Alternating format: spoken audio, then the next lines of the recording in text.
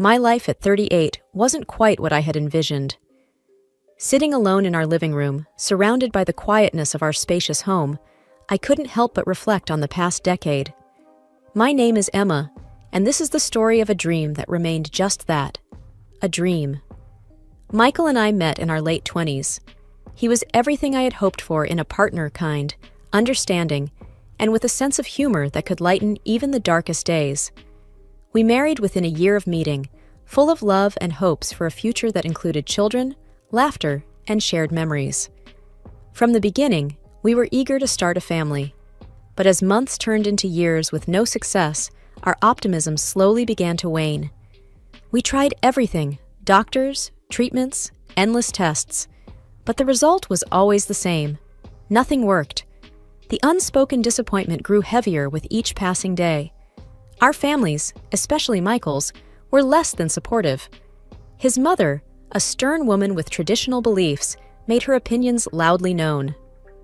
"You need to carry on the family line," she would often say, her words like daggers to my already fragile heart. "Adoption is not an option. We need our own blood." Her disapproval was a constant pressure, a reminder of my failure to fulfill the one role she deemed essential. I still remember the day Michael and I discussed adoption. We were sitting in our kitchen, the morning light casting hopeful glimmers across the table. But even as we spoke of names and nursery colors, I saw the hesitation in his eyes, the unspoken fears of going against his family's wishes. That conversation, full of hope, ended in silence, the dream of adoption fading away like a mirage. Our marriage, once a source of strength and comfort, began to feel the strain. Conversations grew shorter, nights lonelier. I could feel Michael drifting away, his once warm gaze now often clouded with unspoken thoughts. One evening, as I walked past our home office, I overheard a conversation that would change everything. Michael's voice, usually so calm, was tinged with a tension I'd never heard before. His mother's voice, on the other end of the phone, was insistent.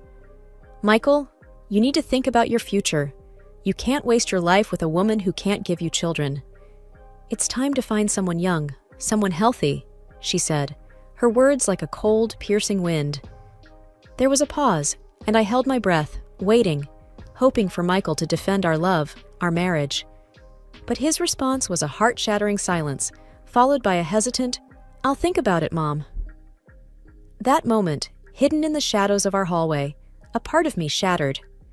The uncertainty in Michael's voice, the lack of immediate rejection of his mother's cruel suggestion, spoke louder than any words of reassurance he had ever given me. The realization that my marriage, my dream of a family, was hanging by a thread, was a painful awakening. As I quietly retreated to our bedroom, the harsh truth settled in. Our journey to have a child had not just been a battle against infertility. It had become a battle for my marriage, a battle that, unbeknownst to me, I was already losing. Lying awake in bed that night, I couldn't escape the echoing words of the conversation I had overheard. The next morning, I found myself mechanically preparing breakfast, the silence between Michael and me more pronounced than ever. "Michael, we need to talk," I said, breaking the silence as we sat at the breakfast table. He looked up, his eyes meeting mine with a mix of sadness and resignation. "I know, Emma. After last night, I know. I overheard your conversation with your mother," I admitted, my voice barely above a whisper. Michael's expression changed to one of shock and then guilt. "Emma, I didn't mean for you to hear that." "But I did, Michael, and it hurts, knowing that you're even considering it," I replied, trying to hold back my tears. He reached across the table, his hand hesitating before touching mine. "I'm sorry, Emma. I'm lost. I don't know what to do anymore." I withdrew my hand, feeling a chasm growing between us. "I've made an appointment with a new specialist, Dr. Simmons. They say he's the best in fertility treatments. I want to try, one last time." Michael nodded slowly. "Okay, Emma. If that's what you want, I'll support you." The appointment with Dr. Simmons was filled with a mix of hope and dread. His office was clinical and impersonal, much like the news he delivered. "I've reviewed your previous tests and treatments," Dr. Simmons began, his voice steady and professional. "I'm afraid the likelihood of you conceiving is less than 1%.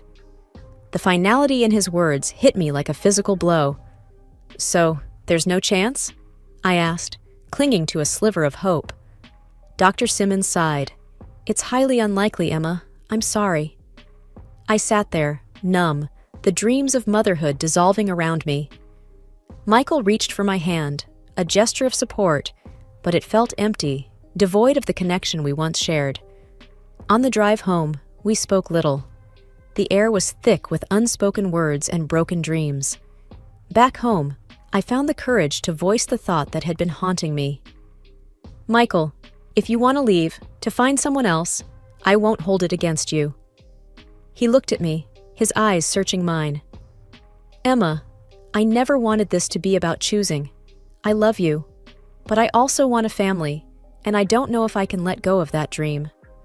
His words were like a confirmation of what I already knew. Our marriage was at its breaking point, not because of lack of love, but because of unfulfilled dreams. In that moment, I realized that sometimes love isn't enough to bridge the gap between two people's needs and desires. And as the sun set on that day, so did it on the life we had built together, leaving us at a crossroads, uncertain of what lay ahead. The days following our conversation blurred into each other, each as hollow and heavy as the last. The decision to divorce, once spoken into existence, loomed over us like an inevitable storm. We moved through the motions, packing and dividing our shared life with a somber efficiency. I temporarily moved in with my sister Lily, who had always been my rock. Her small apartment was a stark contrast to the home I had shared with Michael, but it was a welcome haven in the storm of my life. "Emma, you know you can stay as long as you need, right?" Lily said one evening as we sat in her living room, a half-empty pizza box on the coffee table. I nodded, managing a small smile. "Thanks, Lil. I don't know what I'd do without you." She reached over, giving my hand a reassuring squeeze. "You're stronger than you think, Em. You'll get through this." But as comforting as her words were, I couldn't shake off the feeling of failure, of a future slipping through my fingers. A month after the divorce, I attended a party hosted by mutual friends of Michael and me.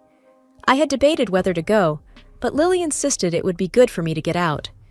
The party was in full swing when I arrived, and I did my best to mingle, to smile and engage in small talk. Then I saw him. Michael was there, across the room, laughing at something a young woman said to him. My heart clenched at the sight.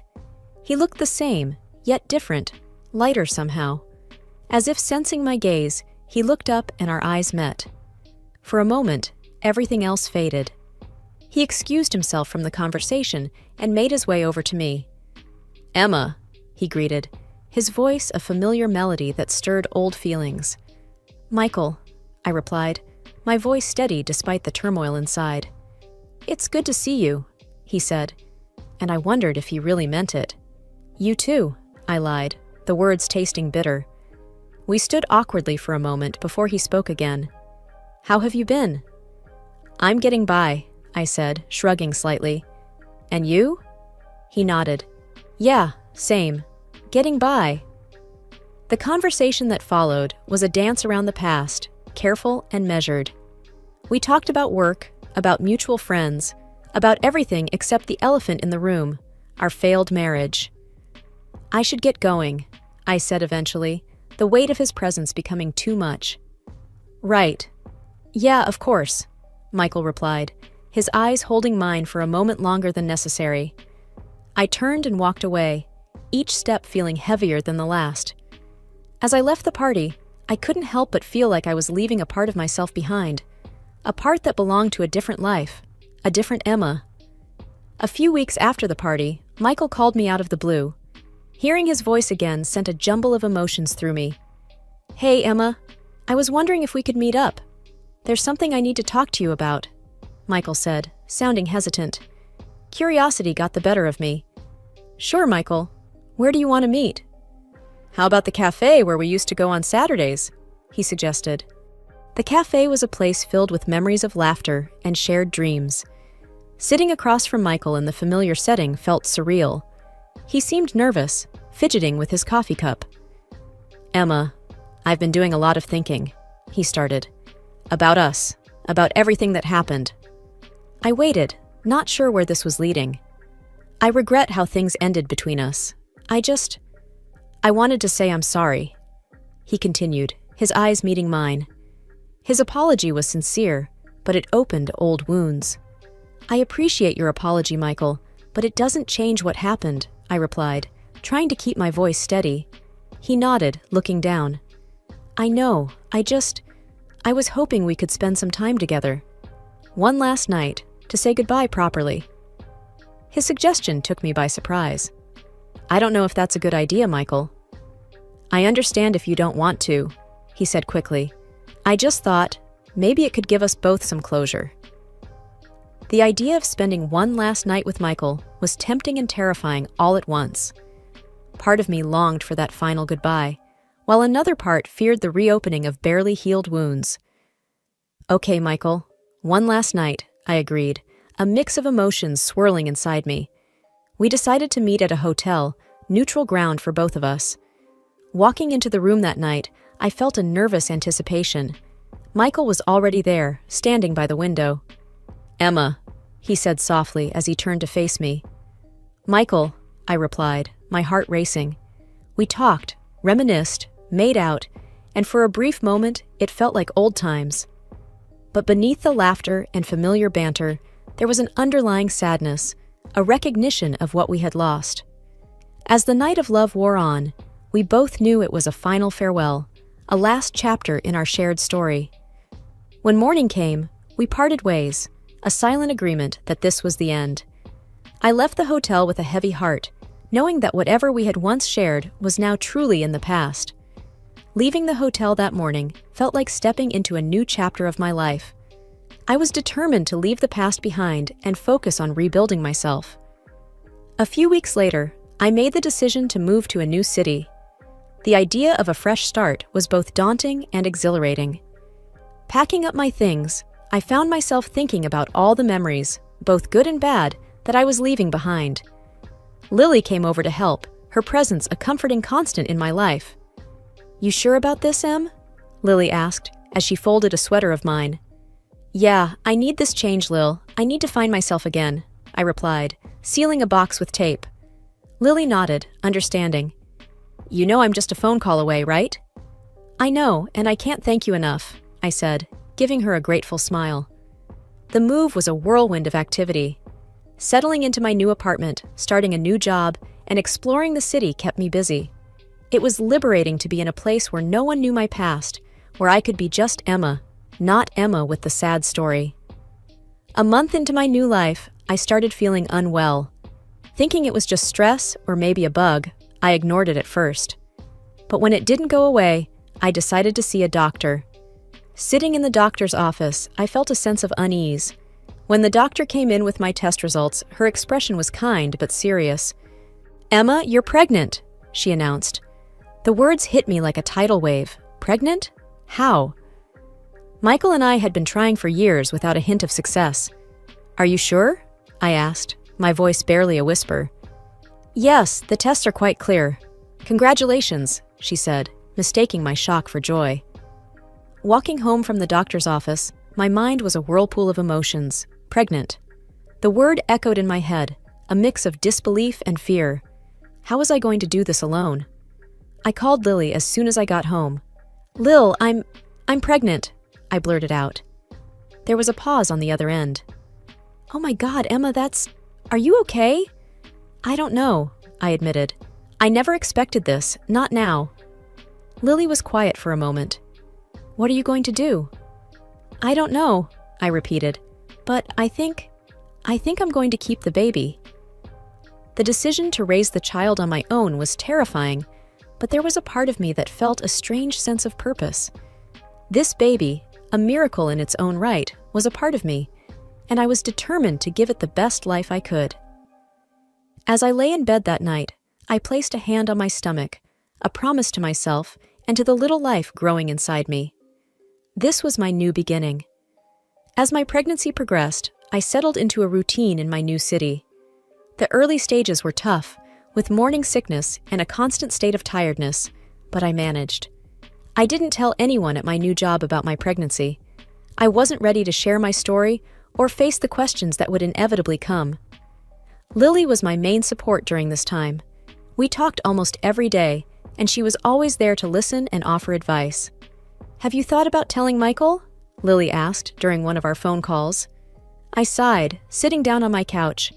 "I've thought about it, but what would be the point? He's moved on, Lil, and I don't want anything from him." "But he's the father, Emma. Doesn't he have the right to know?" She pressed gently. "Maybe he does, but I'm choosing to do this on my own. This baby is mine, and I don't want to complicate things by bringing Michael back into my life," I explained, feeling a mix of determination and fear at the prospect.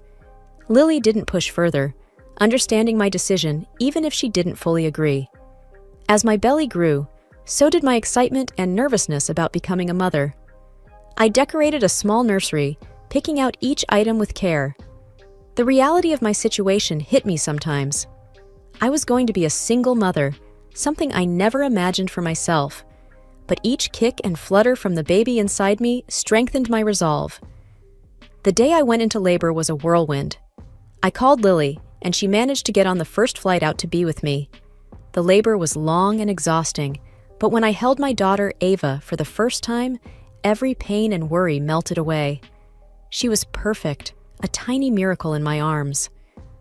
"Look at her, Lil. She's beautiful," I whispered, tears of joy streaming down my face. "She really is, Emma. You did amazing," Lily replied, her own eyes misty. Life with Ava was a beautiful, chaotic mess. Sleepless nights, endless diapers, and a constant worry if I was doing everything right. But every smile, every giggle from Ava made it all worth it. I kept to myself, not wanting to delve into my past with new acquaintances or colleagues. My world revolved around Ava, and I was content with that. I celebrated her milestones alone or with Lily, documenting them in a scrapbook I kept. As Ava grew into a toddler, her personality started to shine. She was curious and full of laughter, a constant source of joy and love. Walking with her in the park, pushing her on the swings, I often thought about how different life was from what I had planned. But looking at Ava, I knew I wouldn't change a thing. She was my world now, and I was determined to give her the best life, a life filled with love and happiness, even if it was just the two of us. 3 years had passed since Ava's birth, and she was now a bubbly, energetic toddler.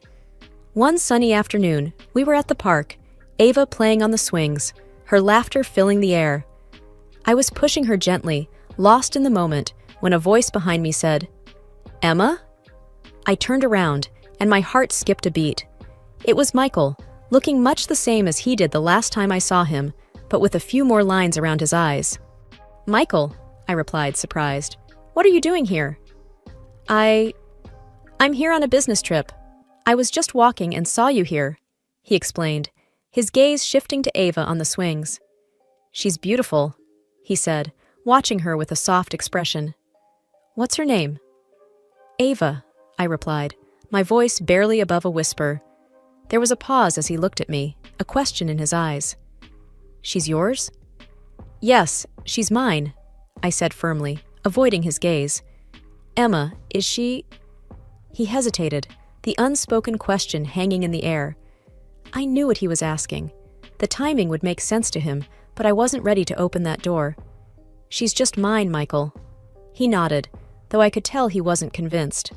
"She looks happy. You look good, Emma." "Thanks," I said, not sure how to respond. "We should get going. Ava's probably tired." Michael stepped aside as I took Ava's hand and started walking away. "Emma, wait," he called out. I stopped but didn't turn around. "Yes?" If you ever need anything or want to talk, I'm here," he said, his voice filled with a mixture of regret and longing. "Thank you, Michael, but we're doing just fine," I replied without looking back. A few weeks after the encounter in the park, I received a call from Michael. My heart raced as I answered, unsure of what to expect. "Emma, I need to talk to you. It's important." Michael's voice was earnest. "Okay, Michael, what is it?" I replied, trying to keep my voice steady. "Can we meet? There's something I need to say in person," he insisted. We agreed to meet at a small cafe the next day. Sitting across from Michael, I braced myself for what he was about to say. "Emma, I know Ava is my daughter," he began, his gaze unwavering. I felt a lump in my throat. "How did you—" "Lily told me," he said softly. "I ran into her a few days ago. She thought I knew." I was at a loss for words. I had wanted to protect Ava, to shield her from any potential heartache. "Emma, I'm not angry, I'm just surprised, and I wish I had known sooner," he continued. "I was scared, Michael. I didn't know how you'd react, or if you even wanted to be a part of her life," I admitted, my voice barely above a whisper. "I understand why you did it, but I wish you had given me a chance. I would have wanted to be there, for both of you," he said earnestly. The conversation that followed was long and emotional. We talked about the past, about our feelings, and about Ava. By the end of it, I felt a weight lifted off my shoulders. Michael wanted to be a part of Ava's life, and I realized that I wanted that too, for her sake. Over the next few months, Michael slowly became a part of our lives. He was great with Ava, and she took to him quickly. Watching them together, I saw what could have been and what still might be. One day, while Ava was napping, Michael and I had a moment to ourselves. "Emma, these past few months have been eye-opening," he said, taking my hand. "I've realized how much I missed you, how much I still care." I looked into his eyes, seeing the sincerity in them. "Michael, He squeezed my hand. "I'm not asking for everything to change overnight, but I want to try for Ava and for us. If you're willing." I felt a mix of fear and hope at his words. The thought of getting back together was daunting, but there was a part of me that never stopped caring for Michael. "Let's take it slow, see where things go," I suggested, my heart fluttering with a cautious optimism. "That's all I'm asking," he replied, smiling. As we started to navigate this new chapter, I realized that life rarely goes as planned. But sometimes, it gives you a second chance, a chance to make things right. Michael, Ava, and I were finding our way together, building something new from the remnants of the past. It wasn't going to be easy, but as I looked at the two of them, I knew it was worth every effort. Life had thrown us a curveball, but it had also given us a rare opportunity, a second chance at a family.